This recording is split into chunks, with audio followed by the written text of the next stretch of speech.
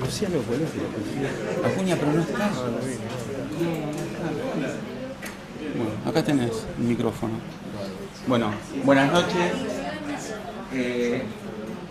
Vamos a empezar el primer Ateneo de este año del Consejo de Chagas. Bueno, tenemos un amigo. Con Miguel nos conocemos ya hace mucho tiempo. Él empezó en el hospital a aprender ecocardiografía conmigo y yo ahora vengo a aprender las cosas que él me va a enseñar. Así que bueno, ha evolucionado mucho y el doctor Amor nos va a hablar de las nuevas técnicas de ecocardiografía que podemos aplicar a esta enfermedad tal vez, y tal vez encontrar algún predictor en este periodo indeterminado que nos pueda decir cuáles son aquellos pacientes que puedan desarrollar una cardiopatía. Miguel, el auditorio es tuyo, dale. Bueno, gracias Danielito. Les quiero agradecer a Daniela Bayú, a Luciano Acuña, a la doctora Silvia Majul, que me dio una puntita para poder entrar en el Consejo de Chagas, a trabajar con ustedes que hace años que están en esto. Yo apenas hace 3 años que estoy estudiando un poquitito esta patología. Y acá la mayoría los conozco, somos amigos, y también les quiero comentar que están presenciando esta charla un grupo de cardiólogos en toda Latinoamérica. Estamos emitiendo a través de Hangout por YouTube, y bueno, el doctor Pedro Graciano, Jorge Lowenstein, que en este momento está fuera del país, el doctor Miguel Ángel García Fernández, Víctor Darú y más de 180 colegas están recibiendo esta charla en vivo o en diferido, o sea que queda grabada en YouTube. La idea es, como dijo Daniel, de ver qué podemos sacar de acá en adelante, un proyecto a futuro, a ver si podemos encontrar algo precoz que nos permita diferenciar un grupo de pacientes que con riesgo de desarrollar la cardiopatía, ya que sabemos que los infectados que hay, solo un 20-30% van a desarrollarlo. Tenemos, como todos sabemos y es histórico, este actor que como la pobreza no ha sido todavía posible erradicarlo, la vinchuca, el parásito que es el Trypanosoma cruzi y que provoca esta enfermedad crónica sistémica, y esta es la teoría vectorial, que explica la mayoría de los contactos, 28.000 contactos nuevos, 28.000 contactos nuevos por año se calcula que tenemos por este mecanismo.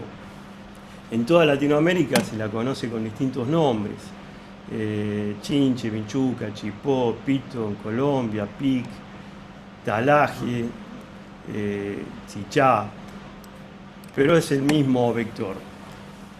Otros mecanismos no vectoriales, transfusión congénita, dijimos que 28.000 por año casos nuevos por el mecanismo vectorial, y se calcula que 9.000 casos nuevos por año en el mundo por la vía congénita. El trasplante es otro mecanismo no vectorial y la ingestión de comida contaminada. Sabemos el trabajo del doctor Carlos Chagas, que reporta originalmente en 1919 la enfermedad, las características biológicas del trypanosoma, del vector, la enfermedad clínica, presentación, incluso métodos diagnósticos y hasta opciones terapéuticas. En 1928, 20 años después de la primera descripción, es el paper original publicado en Europa. En nuestro medio, Salvador Massa, 3 años después de la descripción de Carlos Chagas, lo trae a la Argentina y lo presenta a todo el ambiente científico de nuestro país y crea el instituto en el norte, donde investigó durante toda su vida esta enfermedad. Mauricio Rosenbaum es otro de los profesionales que ha trabajado prácticamente toda su vida en relación no solo al Chagas, pero todos sus trabajos tuvieron que ver con estos electrocardiogramas que él investigó junto con el doctor Álvarez en Santiago del Estero. Incluso escribió su libro Los semibloqueos a partir de estos electrocardiogramas. Y bueno, múltiples papers, de los cuales el Progress cardiovascular en 1964 dio mucho que hablar en todo el mundo. La cardiopatía es la causa más frecuente de cardiomiopatía de toda América Latina. Y la Organización Mundial de la Salud reporta que hay aproximadamente 10 millones de infectados en el mundo, en su mayoría América Latina, y en la Argentina se calcula que hay más de 1,5 millones de personas que padecen enfermedad de Chagas. Hoy no es solamente un problema nuestro, sino que también ha emigrado a Europa, a los Estados Unidos. En España solo se calcula que hay 40.000 casos. Y conocemos la clasificación desde el 2010, agudo y crónico, con patología demostrada, la forma crónica, y sin patología demostrada.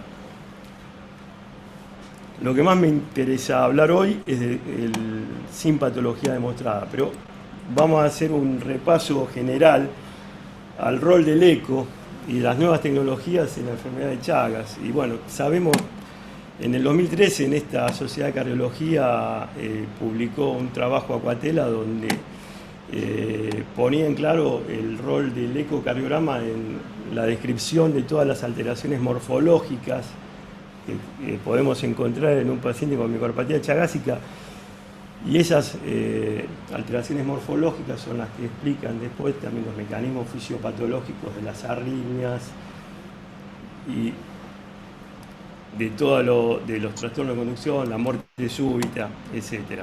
Los aneurismas de punta, los posterobasales, la dilatación del ventrículo izquierdo, la afectación del nodo sinusal, del nodo AB, de las de Purkinje, que explican todos los mecanismos electrofisiológicos que vemos en esta patología y que no vamos a describir acá.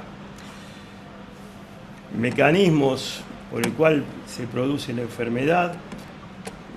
Se ha hablado de los mecanismos directos del parásito sobre el miocardio, efectos inmunológicos, disautonomía y microvascular. Y en algunos de estos mecanismos podemos trabajar nosotros con el ecocardiograma, con el ecodoppler, nuevas tecnologías y reserva coronaria en la investigación de qué podemos encontrar precozmente. Hablando de arritmias y alteraciones estructurales, bueno, el aneurisma en dedo de guante, que es conocido, y en nuestro medio el doctor Migliore nos lo ha mostrado infinidad de veces, en ventrículos chicos, con pacientes asintomáticos y hasta con electros normales, nos encontramos con estos aneurismas que a veces cuestan verlos. Y tenemos hoy la posibilidad de estudiar estos pacientes con strain longitudinal, radial, circunferencial, a través de, bueno, el speck tracking, que es, como todos conocemos, la posibilidad de estudiar los kernels, el moteado del ventrículo, y cómo, que son como huellas digitales, y cómo estos kernels son seguidos por el software del equipo, y así ver cómo se contrae y cómo se alarga la fibra en cada ciclo. Y eso nos da una deformación que la podemos extrapolar a la función ventricular, y es un parámetro de fibrosis, como después vamos a ver, un trabajo que ITA publicó y mereció premio de la SAC, donde encuentran estenosis aórticas severas, pre-TAVI o pre-cirugía, como la alteración del strain correlacionaba con fibrosis, en estudios que por algún mecanismo, por alguna razón fueron a biopsia miocárdica, y encontró que el strain tenía una relación directa con la fibrosis. Y sabemos que la fibrosis es la lesión patognomónica de Chagas. Acá tenemos otro paciente que fue derivado a nuestro laboratorio de investigaciones médicas para hacer un ecoestrés, y le encontré, tenía un ventrículo que no estaba dilatado, con la función conservada, y encontramos este aneurisma en dedo de guante en la punta, y con el strain que mostraba deformación normal en todos los segmentos, y en la punta la disminución de la deformación, incluso lo vemos en azul, que es lo disquinético, en lugar de acortarse, se alarga en sístole, que representa el aneurisma apical. Por 3D, le hacemos la fracción de eyección, vemos que es normal. Este es otro paciente que vimos en Formosa, en el trabajo que estuvimos haciendo con el doctor Daniel Hernández, Juan Paul Flores, un grupo de cardiólogos del norte de nuestro país, donde con otro equipo y con otro método, en este caso vectorial, estudiamos a estos pacientes. Esta era una miocardiopatía dilatada con deterioro severo de la función, y vemos las curvas del strain que vemos están francamente disminuidas. Tenemos menos 9, menos 8, un strain global de menos 8%, que equivale a una fracción de eyección de 23-24% aproximadamente. Este es otro paciente también de población rural, de Formosa, y vemos cómo puede estar afectado a veces el ventrículo derecho, y el ventrículo izquierdo no estar afectado.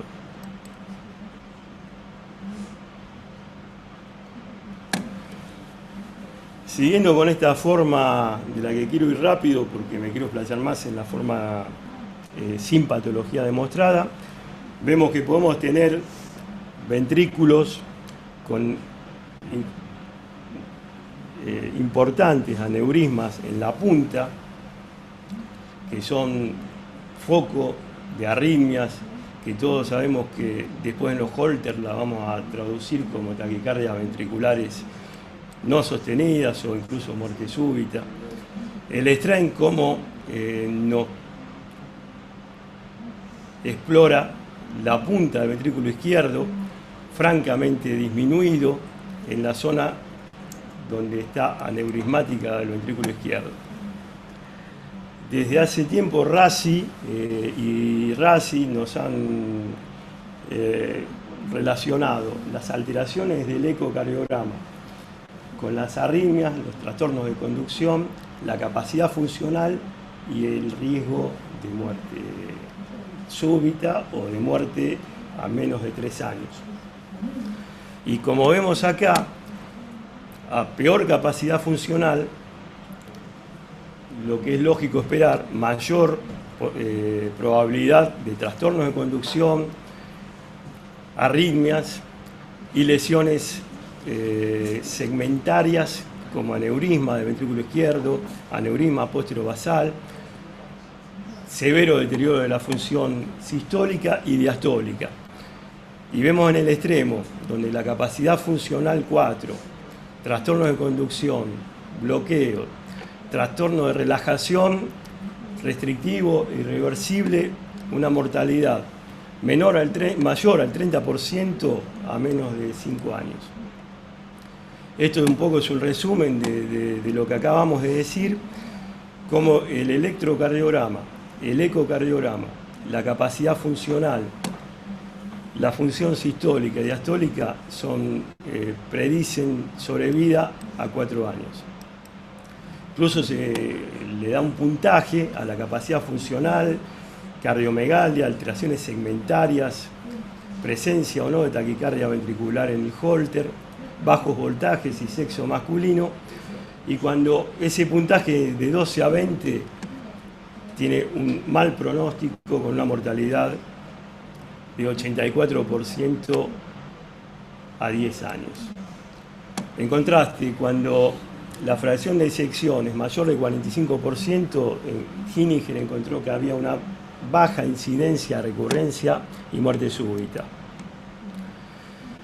Este es un ecocardiograma que nos muestra que el Chagas se puede presentar de muchas formas. Este es otro paciente que nos fue derivado al Laboratorio de Investigaciones Médicas para hacer un ecoestrés. Paciente con antecedentes de taquicardia ventricular no sostenida en el holter, 2 episodios de muerte súbita, capacidad funcional 3, con múltiples internaciones por insuficiencia cardíaca. Y encontramos este ventrículo izquierdo que es el no compacto. Y nos planteamos, ¿tiene 2 patologías o es la misma? Y hoy sabemos que el no compacto es un fenotipo que puede aparecer en cualquier entidad, evolutivamente o presentarse en algún momento de la evolución del paciente. Este es el mismo paciente con insuficiencia mitral moderada, un patrón restrictivo, la insuficiencia mitral holosistólica y una fracción de disección por automática del 23%. Es el mismo paciente que con el eco 3D lo podemos ver en multi-slide desde la base hasta la punta y vemos cómo todos los segmentos lateroapicales, anteroapicales tienen este patrón, este moteado no compacto. Acá nos faltaría nada más que el color y ver la relación de miocardio sano con miocardio no compacto y definiríamos el diagnóstico que no nos deja duda. Por fracción de disección triplanar vemos que tiene 29% de fracción de disección y el strain 3D es coherente con todo lo que vimos, tiene un strain global de menos 8%.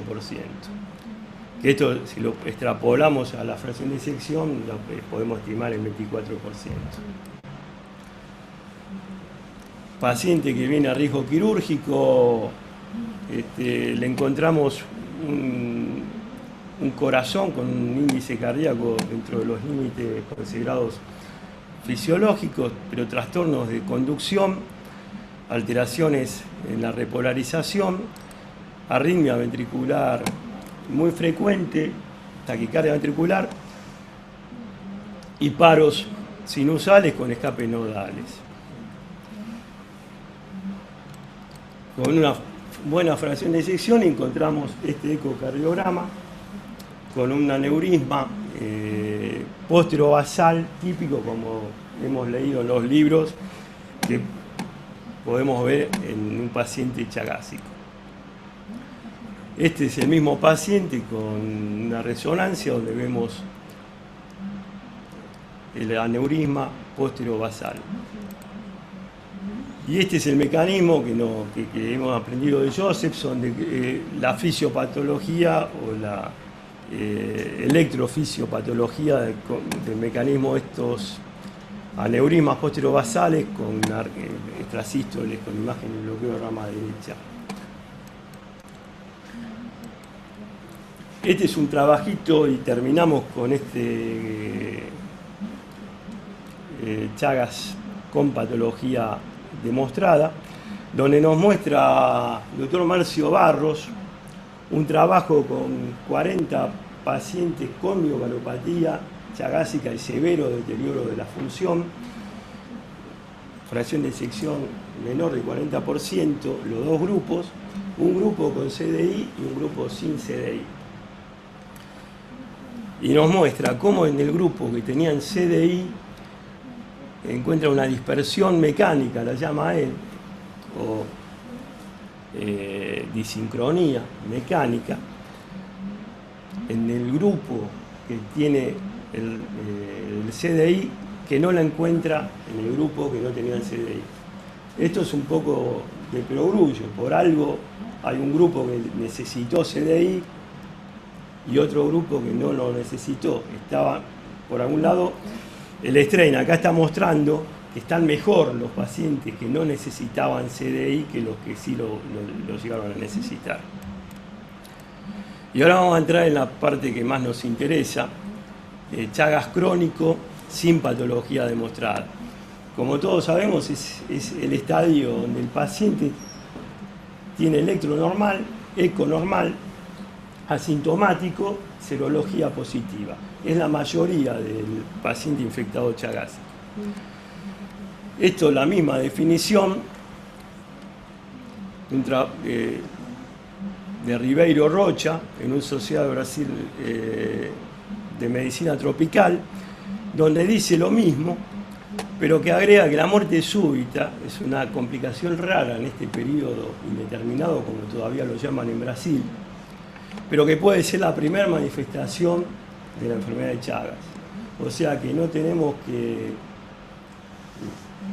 darle poca importancia a este periodo indeterminado o sin cardiopatía demostrada, porque hay casos que debutan con muerte súbita y no tenían diagnóstico de cardiopatía. Esto motivó a que hace ya más de 15, 20 años surgieran varios trabajos en Argentina y en Brasil sobre todo.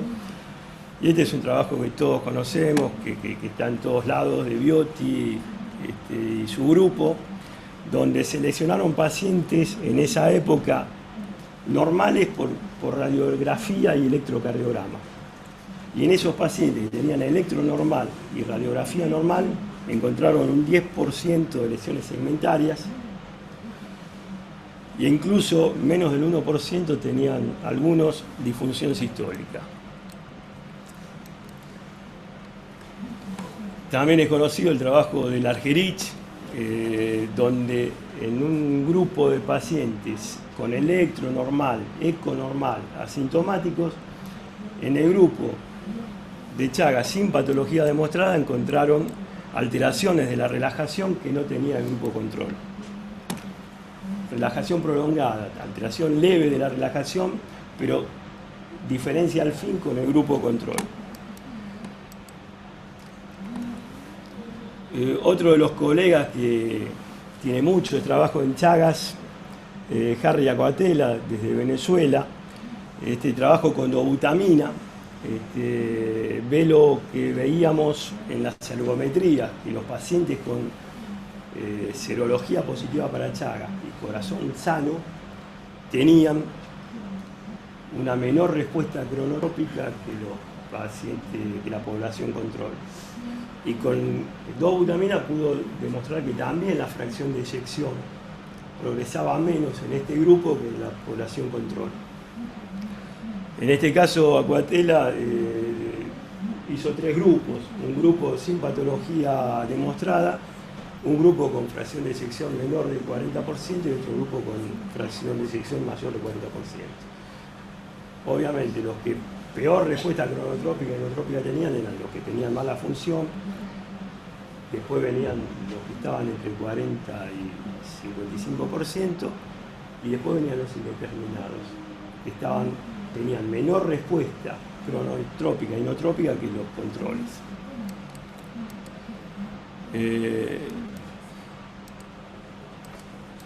Estas curvas explican lo mismo, y en la misma época Killinger, Lozano, la doctora Matilde, que la tenemos acá presente en el Durán, publicaron este trabajo que encuentra lo mismo que Aquatela, pero con Doppler tisular.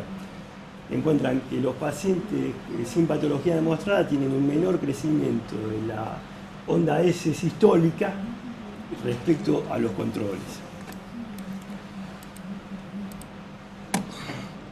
Otra vez, bueno, lo que les contaba de Speck Tracking para valorar strain longitudinal y el trabajo de ITA, donde correlaciona fibrosis con strain, y de ahí el valor de poder hacerle strain para detectar precozmente algún estigma que nos diga que los pacientes son diferentes. Y tenemos a partir del 2000 trabajos que vienen de Brasil primero, donde estudian con strain radial, circunferencial y longitudinal a una población control, otra población sin patología aparente y una población chagásica con miocardiopatía, con fracción de sección muy baja y otro grupo con fracción de sección no tan baja. Y demuestra lo mismo que veníamos viendo hasta ahora, que los pacientes sin patología demostrada tienen menor tasa de formación miocárdica que los controles. Como si realmente el strain fuese capaz de detectar precozmente alguna alteración. Este trabajo de Marcia Barbosa, el año pasado lo publica en un ecocardiography, muestra lo mismo, población sin patología demostrada, serología positiva, menor strain longitudinal, radial y circunferencial que la población control. Concluye que en este subgrupo de pacientes asintomáticos sin enfermedad, con enfermedad de Chagas, sin evidencia de cardiopatía, el strain podría separar una población de riesgo como si tuvieran una miocardiopatía, una miocarditis incipiente. Y bueno, un poco entusiasmado por estos estudios, no conocíamos todavía el trabajo de Marcia Barbosa, con Daniel Hernández, Juan Paul Flores, gente de Jujuy, de Formosa, un grupo de estudiantes de medicina de la UNE, gente de CONICET. Fuimos a Formosa, estuvimos en Jujuy y en Chaco y pudimos ver más de 600 pacientes, la mayoría muy enfermos.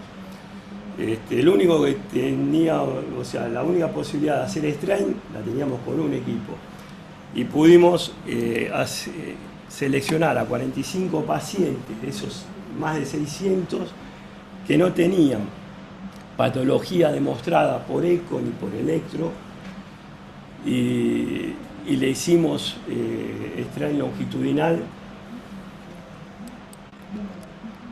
y para eso le medimos, bueno, hicimos eco convencional, Doppler tisular convencional y Doppler convencional, y el strain de 18 segmentos del ventrículo izquierdo, y calculamos el strain global.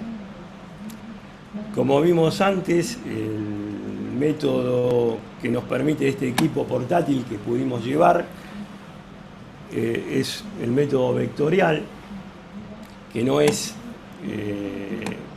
tan bueno como el que estamos acostumbrados a manejar con el General Electric o con el Philips, pero bueno, es como pudimos ver con los dilatados, noble en el sentido que podemos creerle cuando nos dice que un paciente tiene el strain disminuido o cuando está normal. Y tenemos algunas salvedades. Si las guías de europeas y americanas toman un strain global normal de 21, con este método un strain normal puede estar en 18. O sea que los valores pueden diferir según el equipo que trabajemos. Como vemos, este es un corazón normal que no sabemos si es serología positiva o control. Los pacientes no tenían diferencia en el eco convencional. Y estas son las curvas que encontramos por strain, donde vemos que los dilatados tenían menos 8, menos 7, menos 9%, estos tienen menos 21, menos 23, o sea, son estudios normales. Y encontramos que tanto en la edad, en el sexo, como en el ecocardiograma y en el Doppler tisular, no encontramos diferencias entre la población normal y la población Chagas con serología positiva. Función de ventrículo izquierdo, función de ventrículo derecho, normal en las dos poblaciones y sin diferencia. Y sí encontramos diferencias significativas en todos los segmentos distales del ventrículo izquierdo y en el strain global del ventrículo izquierdo, aún dentro de valores considerados fisiológicos, pero encontramos diferencias significativas, que no quiere decir que estemos seguros que estos pacientes tengan cardiopatía, porque los 45 no tienen cardiopatía, ni van a, mejor dicho, no van a desarrollar cardiopatía a los 45. Sabemos que un 20% o un 30% van a desarrollarla. Pero es una tendencia, como decía la doctora Barbosa, es un indicio de que hay alguna diferencia que podría marcar que hay una miocardiopatía incipiente en este grupo. Entonces tenemos, y ahora esta parte es lo que más me interesa transmitirles, a ver si podemos sacar algún proyecto de trabajo futuro entre todos los que estamos acá y demás hospitales municipales y provinciales. Ver qué podemos trabajar en los mecanismos microcirculatorios, en los neurogénicos, y ya sabemos que por otro lado a estos pacientes se les piden anticuerpos antimuscarínicos. Habría que volver a reflotar los anticuerpos anti-beta-adrenérgicos que en una época el doctor Elizari trabajó y habían logrado buenos resultados en eso. Pero que bueno, ahora hace más de 10 años que no se habla de ello y están los anticuerpos antimuscarínicos en todos los trabajos de Chagas. Tenemos las posibilidades hoy con el ECO de hacer, como vimos, motilidad segmentaria, Doppler convencional, Doppler tisular, strain, no solo longitudinal, sino también radial, circunferencial, ver la torsión del ventrículo izquierdo. Y hay poco escrito con reserva coronaria. Sí hay bastante escrito, como vimos, con ecoestrés ejercicio. Nosotros en el Hospital Ramos Mejía, con el doctor Benchuga, el doctor Hugo Mosto, Marilyn Iriarty y el resto del equipo, venimos trabajando en ecoestrés ejercicio y reserva coronaria con dipiridamol. Le hacemos el ejercicio y cuando terminamos le inyectamos, según el protocolo del doctor Lowenstein, con quien tengo la suerte de trabajar hace más de 10 años, dipiridamol en 4 minutos, en bolo, a razón de 0,89 kilopeso. 0,89 miligramos kilo peso en 4 minutos, a diferencia de otros protocolos que son en 6 minutos, o en cámara gamma que hacen 0,53, 0,55. Nosotros en ese sentido somos un poquito más agresivos y tenemos muy buenos resultados. Y comparamos el flujo diastólico de la descendente anterior en reposo y en la hiperemia a los 4 minutos. Y sabemos que normalmente es el doble. Si tenemos 25 centímetros en reposo, tenemos que tener 50 o más de velocidad a los 4 minutos de la hiperemia. Es muy sencillo realizarlo. La ADA la encontramos con los traductores matriciales que contamos actualmente en el 100% de los casos, pues se puede decir, y es 1 minuto, 3 minutos que te lleva del estudio, no te lleva, no perdés 20 minutos ni nada por el estilo. Cuando hablamos de reserva coronaria nos referimos a la DA. Es anecdótico encontrar las 3 arterias, la circunfleja y la DA ya en reposo, la encontramos en el 50% o menos. Buscarla en la hiperemia es anecdótico. En algunos casos puntuales, posangioplástica de una derecha, la podés ir a buscar y la encontrás.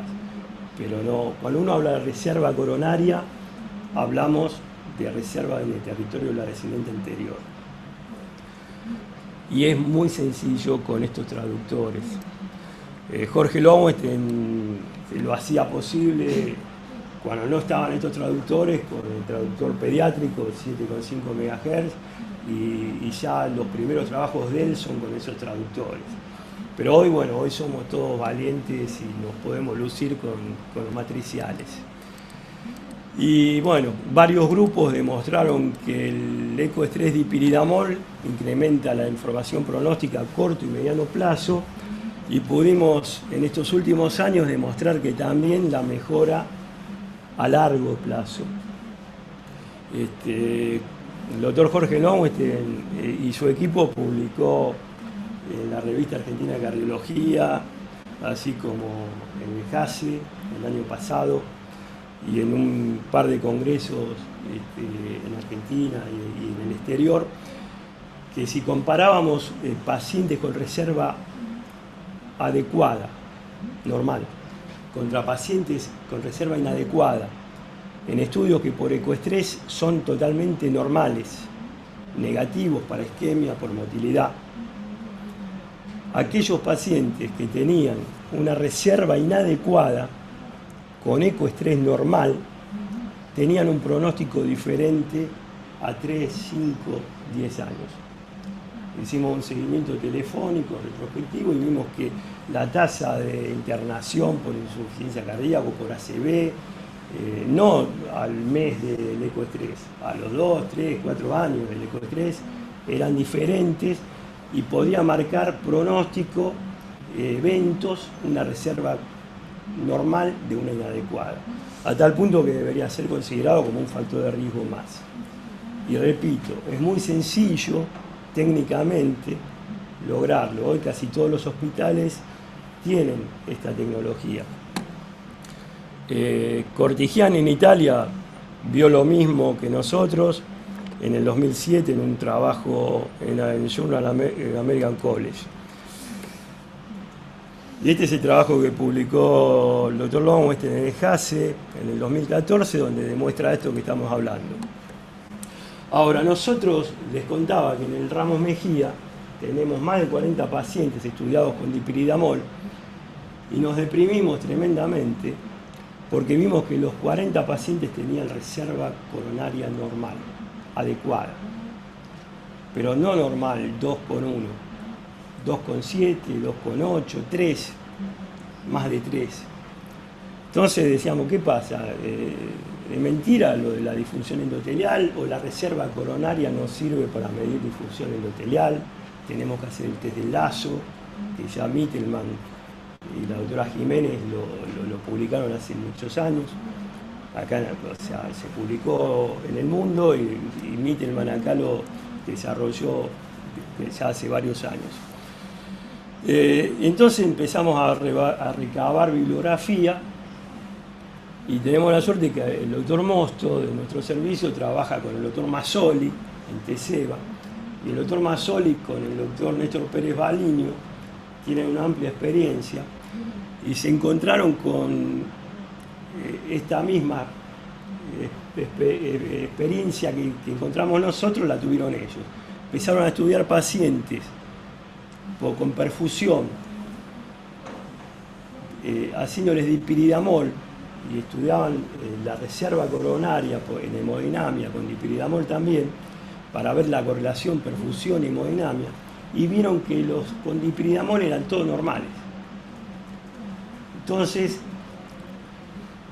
encontraron trabajo de Harry Aquatella, que siempre tiene que ver con el Chagas, e Igor Palacios, que en 1995 habían publicado que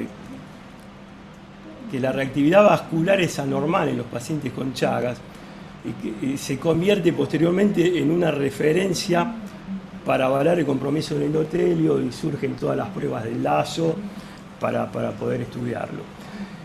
Postulando un desequilibrio autonómico consistente en disfunción simpática y parasimpática, que predispone a sus arterias coronarias a un estímulo constrictor. Los pacientes con Chagas tienen alterada la vasomoción arterial coronaria, independientemente del estadio en que se encuentren. Esta disfunción del endotelio puede evaluarse con perfusión, SPECT, con test del frío no invasivo. ¿Y por qué con test del frío y no con dipiridamol? Porque el dipiridamol vimos que actúa a nivel del músculo liso en arterias enfermas. Nosotros con el doctor Long estamos acostumbrados a trabajar con dipiridamol porque vemos fundamentalmente enfermos coronarios, donde tiene alterado el músculo. Y lo que nosotros queremos estudiar, endotelio puro, tienen el músculo sano. Y en estos pacientes es el test del frío el que nos va a dar información, no el dipiridamol. Entonces, la idea es empezar a trabajar. Mazzoli ya lo había encontrado en 15 pacientes, el comportamiento de 300 segmentos con ambos apremios, y observaron un mismatch. Vieron que la mayoría de los segmentos eran, muchos de estos pacientes coronarios, mostraban isquemia con dipiridamol, pero que había un grupo de pacientes que la mostraban nada más que con frío y no con dipiridamol, como si actuaran dos mecanismos diferentes. Y ahí es donde a Pérez Balini, Mazzoli, se les ocurre empezar a hacer el trabajo con frío, y encontraron alteraciones isquémicas en estos pacientes chagásicos sin cardiopatía demostrada y con coronarias normales además. Así que nosotros empezamos en el Ramos Mejía también a hacer test del frío y medir la reserva coronaria por este método. Y bueno, la propuesta es esa, a ver si varios hospitales pudiésemos hacer test del frío, reserva coronaria, y ver si podemos encontrar dos poblaciones, una de ellas con riesgo de desarrollar cardiopatía, porque poder encontrarlo le estaríamos haciendo un favor a la comunidad, porque es un grupo que decimos, bueno, le damos beta bloqueante o no, le damos IECA o no, le damos estatinas como antiinflamatorio, y a partir de que esperamos que hagan trastorno de conducción o no esperamos, bueno, eso es para discusión, para debate. Y además de hacerle el eco y la reserva coronaria y el ecoestrés, el test del manguito, ver, bueno, son pacientes que también se les va a pedir anticuerpos antimuscarínicos, y bueno, hacerle todo un perfil clínico y ver, poner un metaanálisis, qué pacientes entran en un grupo y quiénes son los que tienen riesgo o no de desarrollar la cardiopatía. Eso es todo. Y le agradezco, bueno, acá a los doctores Lowenstein, Graciano y Lanosa, que me prestaron algunas imágenes que mostré. Y bueno, al doctor Lowenstein en especial, porque no podría hablar de strain ni de reserva coronaria si no fuera por él. Todo lo que sé lo aprendí al lado de él. Bueno, muy bien.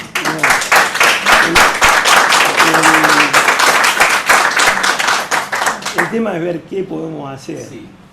Hay unos minutitos para preguntar. Yo te quería preguntar, con este trabajo que están seleccionando a estos pacientes, si se toman la precaución de buscar pacientes sin patología demostrada, pero que aparte no tengan factores de riesgo, porque uno con el Chagas ve que los chagásicos hay diabéticos, isquémicos, lipidémicos, y a veces podemos encontrar algunas alteraciones en este grupo, pero que a lo mejor tengan algún factor de riesgo, sean hipertensos.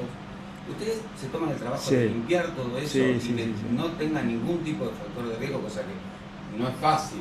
Nosotros, todos los trabajos que yo mostré, lo de la doctora Marcia Barbosa, como lo del doctor Ferreira en Brasil, con Strain, se descartaron patología coronaria, valvular, hipertensión, diabetes, metabolopatías. Y nosotros en Formosa, en medio del campo, no le pudimos hacer con anterioridad a todos los pacientes un sesgo para confirmar realmente que los pacientes, o sea, con laboratorio, decir no son hipotiroideos, no hay ningún... Los pacientes en el interrogatorio desconocían ser hipertensos, diabéticos, coronarios. Elegimos una población menor de 55 años. O sea, tratamos de hacer un sesgo de que fuimos 3 días a Formosa y 3 días a Jujuy, y otro grupo fue al Chaco 3 días. Esos pacientes vinieron los que vinieron, no es que los teníamos estudiados con laboratorio y con certeza de endocrinas y diabetes, pero los pacientes negaban ser diabéticos, hipertensos, hipotiroideos, hipertiroideos, coronarios, sin antecedentes, con eco normal y electro normal. Y los trabajos que mostré de Barbosa sí aclara que en el grupo, como el estudio Ferreira, aclaran que en el grupo se estudiaron minuciosamente y descartaron todos los pacientes que tuvieran valvulopatías, metabolopatías, enfermedad coronaria, hipertensos, valvulares. Si nosotros vamos a hacer algo a nivel municipal, nacional, provincial, es lógico que vamos a tener ese cuidado. O sea, tratar de elegir una población menor de 55 o 50 años y descartar todas las patologías que nos van a contaminar la muestra, eso seguro. Gente, ¿alguna pregunta para el doctor Amor? No, yo lo quería decir justamente por lo que pensé lo mismo que Daniel, que estamos acostumbrados a que el urbano evoluciona diferente. Una cosa es el Chagas urbano y otra cosa es el que ustedes vieron con la parasitía persistente y con la reacción inmunológica que ustedes vieron y las reacciones vasomotoras que se ven en las provincias, que son la evolución se ve que es diferente. Ustedes lo habrán visto, los pacientes se adelantan en edad. Entonces yo me puse a pensar también que, sumado a los factores de riesgo que hay en el Chagas urbano, tal vez después sí se podría hacer, si se hace con otras provincias, con aquellos pacientes que están más asociados a reinfestación que aquellos que están alejados, digamos, de la vinchuca, porque aquellos que vinieron y que fueron Chagas congénitos y que ahora son Chagas crónicos y patología demostrada, seguramente ya está demostrado que tienen otra evolución. Entonces, me parece que esos pacientes van a tener tal vez una alteración vasomotora y la evolución se ha visto por muchos estudios que la evolución es diferente.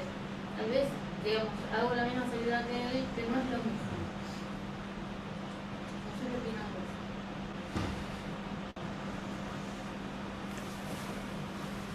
No, eso el doctor Ricardo Obregón de Entre Ríos en el Congreso de la FAC del 2015 en Rosario lo comentó.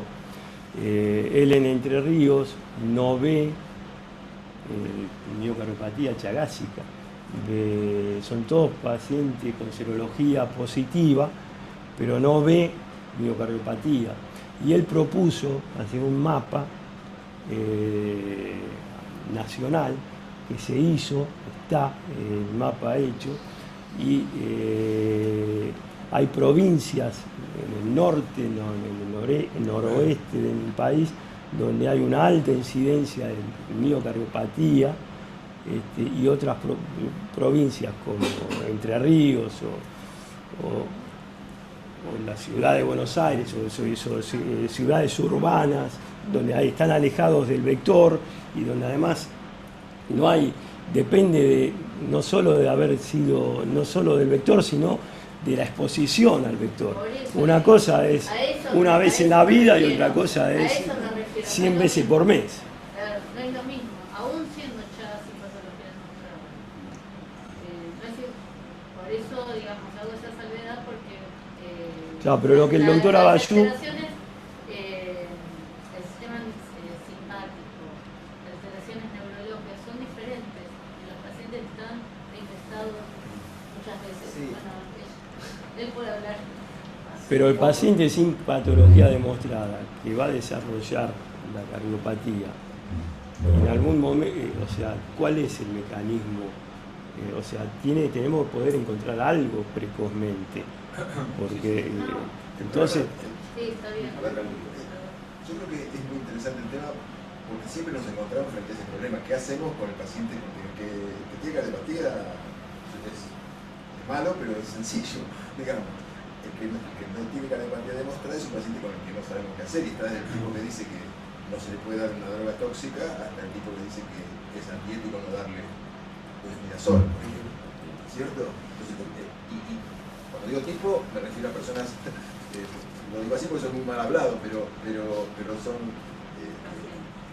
son profesores que todos admiramos dentro de los chabolos. Personalmente soy un poco escéptico en cuanto a que, porque mi sensación es que cada vez que aparece un método nuevo, se llame Doppler tisular, se llame, aparecen 3, 4, 5 trabajos de 30, 40, 50, 60 pacientes, nunca más que eso, que en realidad son 20 pacientes, 20 sanos, que demuestran que ese sería el método para diferenciar qué pacientes van a evolucionar mal y cuáles van a evolucionar bien. Entonces, me parece que la pregunta es excelente. Me parece muy, muy interesante lo que vos comentaste la reserva. Del frío. Del frío, de la reserva y del frío. Porque es una cosa diferente. Yo creo que por ahí viene. Un mecanismo fisiopatológico diferente y está estudiando una estructura diferente. El strain también porque habla más de la fibra que lo que habla. Habitualmente utilizamos la bomba, no la fibra. Con el strain utilizamos más la fibra. Entonces, bueno, hasta dónde también. Pero bueno, con el método que vos decís me parece sumamente interesante. Le veo un problema que es que yo no tengo matricial, no tengo... y no tenemos tanta facilidad de agarrar la descendente anterior. No tengo cancha como para agarrar la descendente anterior. El traductor... Te puedo mandar los pacientes a vos. Me parece buena idea también. Al hospital, seguro. Sí, claro. Pero me parece muy interesante hacer algo en ese plano. Y lo que dice la doctora, desde luego que la población es diferente, pero no sé si eso es un problema para este estudio, porque bueno, estudiaremos esta población y veremos qué pasa en esta población. Claro, y yo creo que lo que Daniel hablaba... Daniel hablaba de otra cosa, de no contaminar una población con pacientes que pueden ser coronarios, hipertensos, diabéticos. Una pregunta saliendo de la ecocardiografía, le quería preguntar a especialista en Chagas, si piensa que en el futuro el estudio genético podría identificar dentro de los pacientes con serología quiénes van a ser miocardiopatía y quiénes no. Si se le puede dar algún crédito. Así como hay estudios genéticos que pueden tenés que estudiar al paciente y al tripanosoma, entonces basta mucho poder predecirlo desde la evolución, del genoma del parásito y no solamente el genotipo del paciente, sino su posición, el ambiente, el propio ambiente. No solamente el genotipo, sino el fenotipo, de dónde proviene. La meta es la velocidad. Claro, sería divino. La meta sería terminar con el Chagas urbano, las posibilidades con el Chagas congénito, con el Chagas en más de mujeres. Con respecto a lo que decía el doctor, yo he trabajado también en el Chaco, con Auger, con el tipo de varias oportunidades de comunidades con. Es bastante complicado lo que decía el doctor, de repente uno ve y ve a la población y aún sin hacer la cirugía es muy difícil pensar que ese paciente no tenga Chagas. En el contexto en el que se pone es bastante complicado. Sí, Y yo recuerdo con Sergio haber realizado unos estudios y bueno, uno empezaba a encontrarnos mucha arritmia y no. Lo que quería preguntarle al doctor, si me permite, yo soy infectólogo, y me disculpa esto. La población que ustedes estudiaron, doctor, digamos, las personas de menor edad, ustedes evaluaron, no sé qué genes tomaron, o sea, con respecto a qué grupo etario. De menores de 55 años y vimos gente de 12 años para arriba. De 12 años para arriba. Porque lo que buscamos es, un poco como decía el doctor, esto de buscar... Incluso vimos un grupo muy pequeño, perdóname, un grupo muy pequeño de indígenas. Eran más criollos. ¿Cómo? Más criollos. Claro. Pero la realidad es, cuando uno está en ese hábitat, tanto el criollo que vive en esas condiciones como el aborigen que vive en esas condiciones, todos viven en la misma condición. Pero genéticamente son distintos, o sea, porque teníamos gente de CONICET que está trabajando en esto, que viajó con nosotros y tiene, ellos ya están viendo que son genéticamente diferentes y el comportamiento es diferente en el criollo que en el aborigen, y la evolución es diferente. Y además la gente que está trabajando en genética tiene toda una teoría de como que el gen cambia con la evolución, con la costumbre, o sea, como todo. O sea, si yo me voy al África y trabajo sol a sol, probablemente mi tercera o cuarta generación sea morocha, o sea, como que el gen también lo hacemos al hábito. Algo que nos contá, que lástima que no esté acá Ricardo Obregón para hablar del tema, que le gusta mucho y sabe de genética y sabe de explicarlo mucho mejor que yo, pero el tema de la genética es todo un tema en Chagas. Y la gente del CONICET lo está desarrollando bien y es otro campo donde habría que trabajar. Y cómo cambia la evolución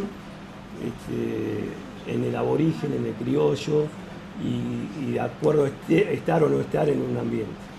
Que la realidad también se puede encontrar aquí, porque personas de Bolivia, de otras etnias, que uno encuentra también en las zonas urbanas, ¿no? Es diferente. Que es Bueno, diferente. Esto está muy lindo, pero tenemos que desalojar el salón porque hay otra actividad. La verdad que te agradecemos muchísimo y estar en tu contacto, exposición y vamos a estar en contacto seguramente. Y la verdad que fue productivo este ámbito de discusión, sobre todo de temas polémicos, ¿no? Así que te volvemos a... No, gracias a ustedes. Y lástima no va a ser partícipe a Pedro, al doctor Pedro Graciano, porque no tenemos audio. Pero bueno, esperemos que haya salido, que se haya escuchado, que el volumen haya sido óptimo. Gracias a ustedes. Se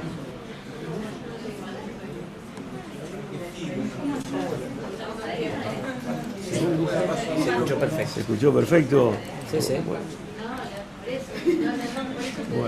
Bien, bien, Sí, no, pero el tema es que podamos laburar Vamos, juntos, yo te voy a llamar y vamos a hacer alguna reunión.